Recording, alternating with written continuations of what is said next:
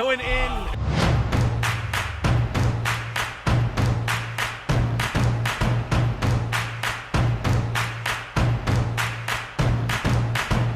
Hello there. What's going on, everybody? It is me, Sean Tank Top, and I'm over here at Casa de Tank Top. I'm hanging out with my very good friends, Dustin and Morgan Drace over there in not a galaxy far, far away. We both live in Chicago and shit like that, but they're over there at the Dojo Drace. How you doing over there, Draces? Excited. Yeah, man.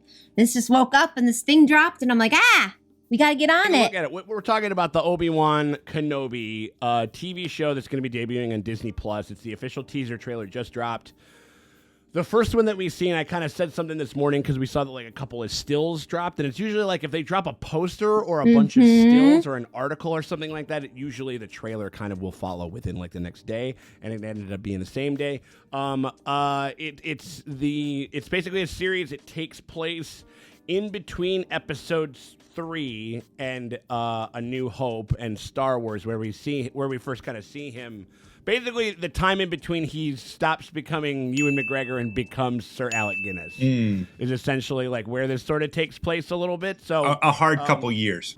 Some desert years, some Tatooine years, and we are back on Tatooine. Oh, great. because we, like Anakin Skywalker, are coming to find out that we sort of hate sand. I don't like sand. I mean, I figure I can speculate a bunch. I figure we just get some eyeballs on this thing, and then we can talk about what we think is going to happen in it after that. Sound good? Sweet. Yes. Let's do it. It's that damn sand. Oh, man. Camel with an anteater face. Right? We lost.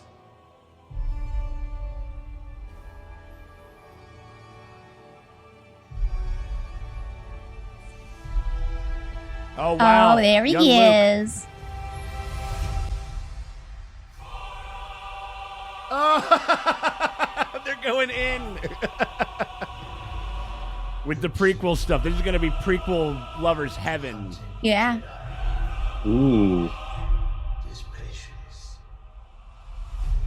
Whoa. Oh, hell. What's that? Who's These that? are probably Inquisitors, Jedi hunters.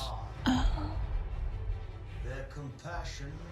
Oh, we're getting executions? The Jedi code is like an itch. We cannot help it. Where is he?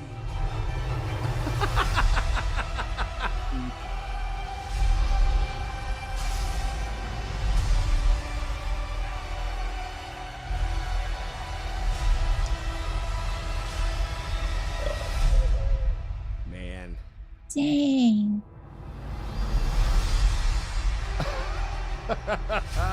It's like the fugitive. Yeah.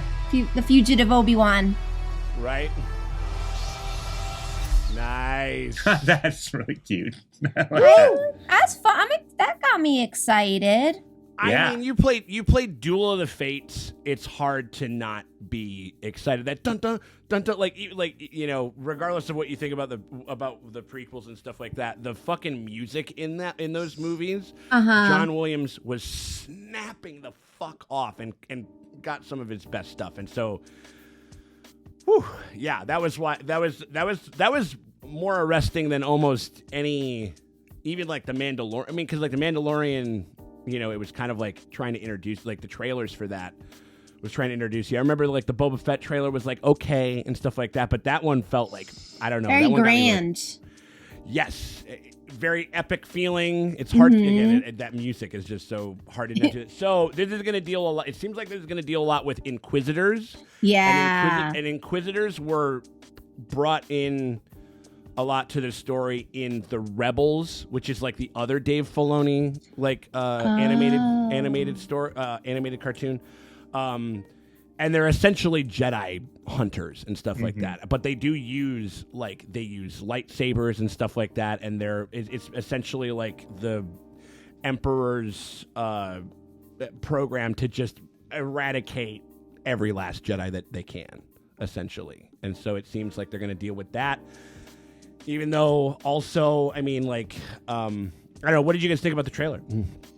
I'm just excited to get Ewan McGregor back. Like, I was not the biggest fan of everyone in the prequels. I know he's such a good actor that I'm like, now that he's maybe let off his leash a little bit to not like have to be so stoic. Like, I would love to see what he does like with this character when he's not being told to like act like you're sedated. Yeah, and this director's great. So like, I think that there's a lot to be excited about.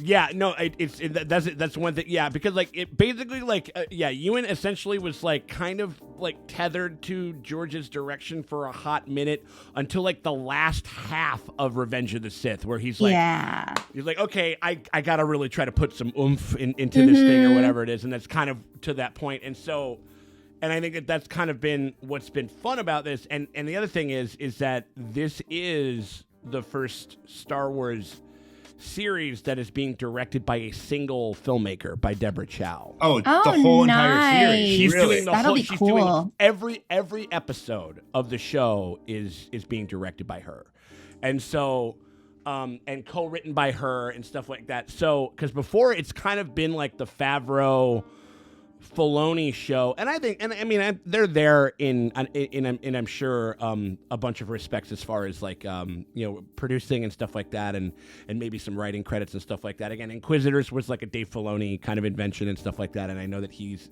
he keeps his creations he holds his creations very dear and stuff like that, but he doesn't direct any of these episodes, and it's all one filmmaker, which I think like the uniformity of it, I think I'll be very interested to see how that affects like the story itself. That'll be interesting to see. And also, I think it's funny because it's like, this is like one of the first ones where it's like a TV show, but it's like starring a capital M, capital S movie star. Because like, Pedro is like a star, but like he's in TV, he's in movies, he's like all over, but he's in like, I feel like Ewan has been like, for a long time. Yeah, people have been jacking it and jilling it to Ewan for fucking ever. You know what I mean? Like, like this is the guy who made Attack of the Clones and Moulin Rouge in the same year. I actually broke the news to Ewan McGregor, Obi-Wan Kenobi himself, about the new title of the upcoming Star Wars movie. Oh, what was it? What was it? Attack of the Clones. What's it? Attack of the Clones. Is that real? Yes. What do you think about that? I don't know about that.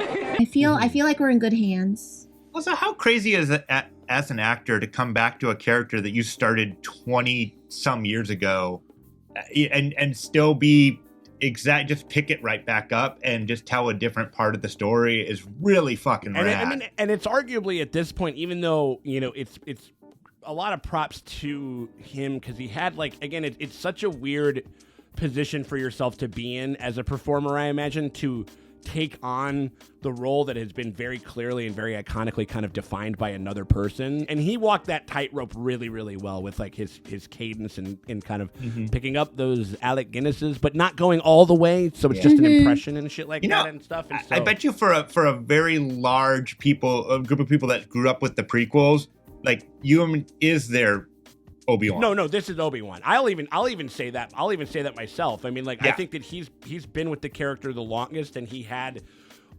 so much more to do in the prequels. I think that he owns the character now. Yeah, and the animated one is more akin to him than it is to Alec Guinness. So definitely. It makes perfect sense. It's like one of those things where it's like, yeah, I mean, like, Connery's a good Bond, but Daniel Craig kind of at this point just owns the role in a lot of people's minds, and that has to do with being contemporary and stuff like that. Sure. But I think it's also because like he's done a really good job with it and shit. And so, I don't even think Alec Guinness would care. That's the funny thing. He's like, I don't want that shit. He was like, I didn't even like it. Right, he was like, I never really cared for the script originally, but I did care for the 2.5% that I got from the grosses or whatever. He was like one of the first ones to carve out like a percentage gross. Wow.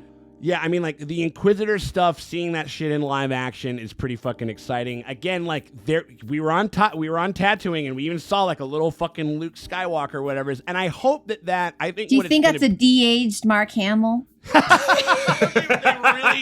really de-aged his ass. It's like, yeah, it's like, all right, we're gonna really de-age him.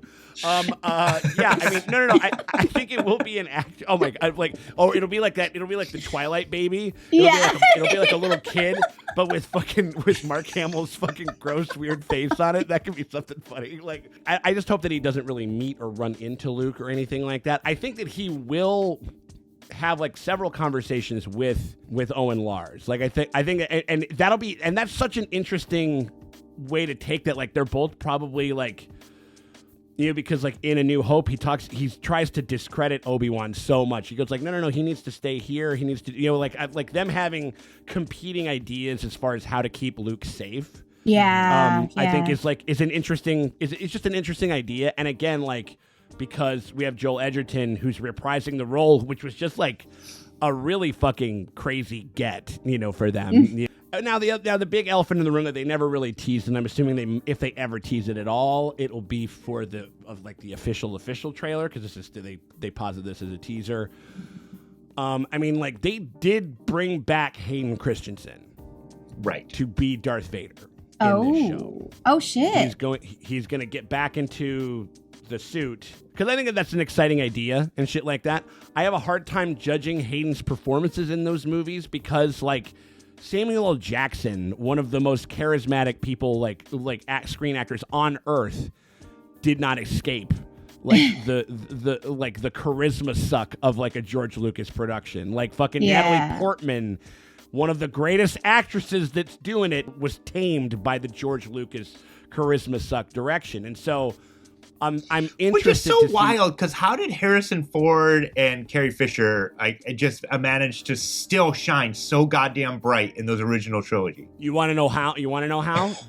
Because George Lucas was just this nerdy little fucking dipshit who'd only make like 2 movies, and they were just like, there's literally like a very famous quote that Harrison Ford says where he goes like, he challenged George. He was like, I challenge you at gunpoint to read your own dialogue. Harrison Ford, who plays the space pirate in the film, at one point threatened to tie George up and make him say his own lines at gunpoint.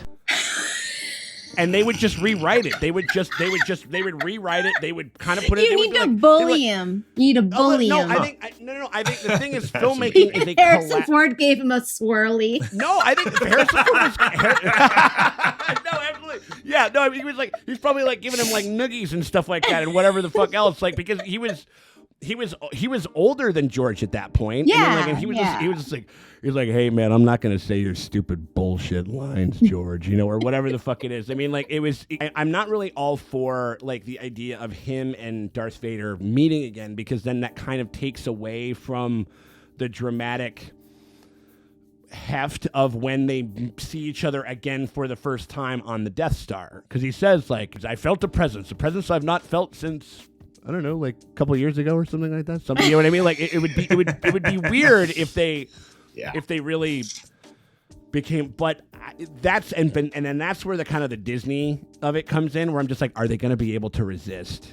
Yeah, retconning it. Fucking getting them getting like lightsabers out and because fucking you know like that. A long time is like, well, it could be 5 years. Yeah, right. 5 years is a long time. Yeah, so. And again, if it's well done, it won't really matter. But it's just one of those things, like, are we doing this for the sake of the story? Because, like, Obi-Wan versus some Inquisitors trying to keep fucking Luke safe is enough of a show for me. Yeah. You know what I mean? I would love, or if we just do a cutaway and they don't have to actually be in a scene together, we could still just check in with him. Sure. But I just don't need them in a scene together. Yeah, that would be interesting. But this show, they can't resist. It is useless to resist. I don't think that they can. They couldn't stay away from Luke after the Skywalker saga ended. Couldn't keep away from him for less than a year. They couldn't even wait to bring back Baby Yoda in his own show. I just don't trust their instincts as far as just trying to get that kind of rise out of it. But that being said, the fact that it's Deborah Chow, the fact that it's like that she is like the showrunner, like head writer, directing all the episodes. That speaks to a bit of editorial authority that I think that I'm at least, it's got me rooting for the show, but there's also in the back of my mind, I'm just like, they're going to do that dumb shit. They're going to do that dumb Of course they're going to do that dumb shit. We're going to get a fucking 3-way lightsaber bukkake fuckfest between Darth Vader, Darth Maul, and Obi-Wan. Oh? Because Darth Maul also probably might be in this show, too. Probably. I mean, I'm excited because he was like, they to played give Duel him of the something. Fates. Yeah, right. something exciting to do. Like, give Darth something. I like to see more of Darth. He's a cool villain. I am cautiously optimistic, I think, about this. Even though that was a great trailer. Like, the music was great. We're showing these different worlds and stuff like that. The Inquisitor stuff looks awesome. I haven't seen a trailer like that established danger that well in a very long time. Yeah. Yeah, right. Or you felt the danger. No, and that is like, that's such a great concept of just like, the knives are out for this kid. Like, if people knew who the fuck this kid was, like the fucking like the vice president who goes out and kills people, like, you know what I mean? Like his son is chilling, even though honestly Obi-Wan and y'all like hiding him on his homeworld is probably not the best place to fucking or hide. It's ingenious, or it's one of those things because it holds so much pain. I've heard them all like it holds so much pain for Darth that he never wants to go back there and stuff like that, which I can understand. Like, you know, where it's like the one spot he'd never check because it's one too spot obvious. He'd never check. He's like, oh, that's too obvious. That's stupid. Why would they hide him here?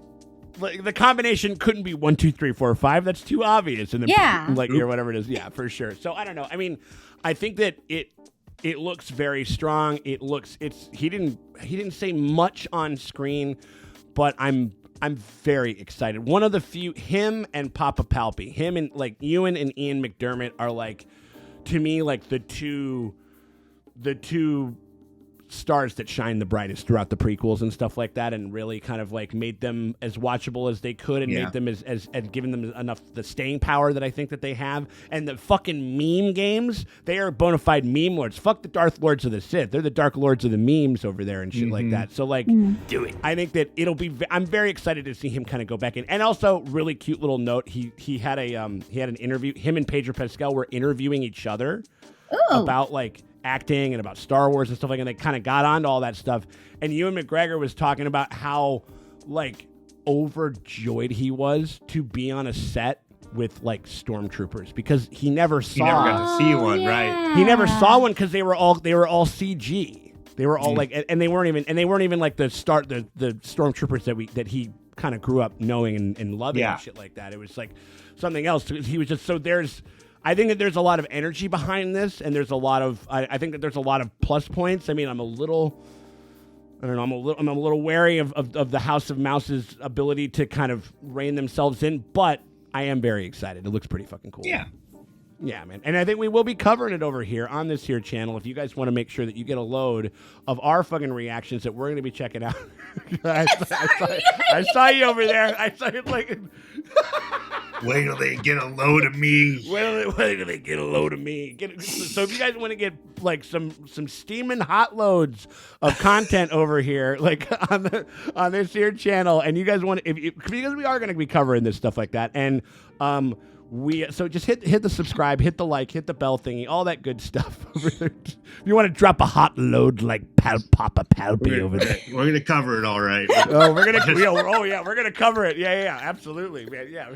So but yeah, so if you guys want to do that, just hit the subscribe, hit the bell, and all that stuff, and keep it here. And if you guys actually want to get a load of a bunch of fucking like get a gander at a ton of our other Star Wars coverage. I mean, we've covered like the first 2 seasons of The Mandalorian. We've covered Book of Boba Fett. Like we've did a bunch of commentary schmommentaries. Like we had a great one with Morgan and myself and a couple others with about Return of the Jedi. That was a lot of goddamn fun that we did and stuff like that, you know. And so there's a ton of Star Wars content over on our Patreon. So if you guys want to get a load of that, you guys can check that out. I can't stop saying it. Why can't I stop saying it? If you guys want to take a gander at all of that content, you can hit us up on our Patreon. The link is down below in the description. And thank you guys for coming by, and we will see y'all later.